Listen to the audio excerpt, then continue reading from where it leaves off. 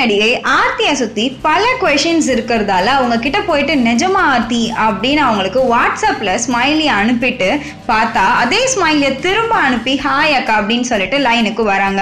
வந்து அவங்க என்ன சொல்றாங்க அப்படின்னா, ஆமா நானும் கணேஷும் ஒன்னா இல்ல, செம்ம அடிதடி, பயங்கர பிரச்சனை, சின்ன இடைவேளை விட்டு பெரிய சிரிப்போட மீண்டும் தொடர்றாங்க நம்மளுடைய ஆர்த்தி. புருஷன் பொண்டாட்டினா சண்டை சச்சரவு இருக்கணும், பிரச்சனை இருக்கணும், அப்பதான் இந்த சமுதாயம் நம்மள உத்து பார்க்கும். அமைதியா இருந்தா அட அவங்களுக்கு என்ன நல்லா தானே இருக்காங்க அப்படின்னு விட்டுருவாங்க.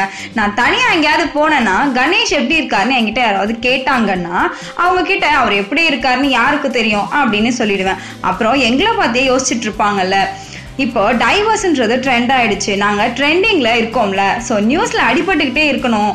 இன்னைக்கு காலையில கூட பாபா கோயிலுக்கு சேர்ந்துதான் போயிட்டு வந்தோம். அப்ப நாங்க யார் கண்ணையும் படல பாருங்க.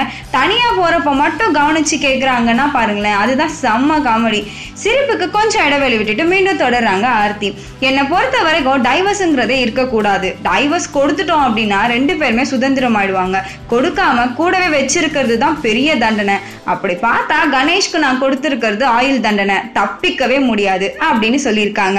அவங்க கிட்ட கொஞ்சம் லைட்டா விட்டு போட்டு சைஸ் 0 அப்படின்னு வதந்தி வருது, அது உண்மையா அப்படின்னு கேட்டா சான்ஸே இல்லைங்க, பயங்கரமான பொருள் இது, யானை இழைச்சிட்டா யானைக்கு மதிப்பே கிடையாது, இது வினை இல்லாத மனசுங்க, அதனாலதான் நாங்க எப்பவுமே இப்படியே இருப்போம். வதந்திகளுக்கு முற்றுப்புள்ளி வச்சுட்டு மீண்டும் இப்போ வந்த தமிழ் சினிமால அவங்க பிஸியா இருக்காங்க அப்படின்றத குறிப்பிடத்தக்க தற்போதைய விஷயம்.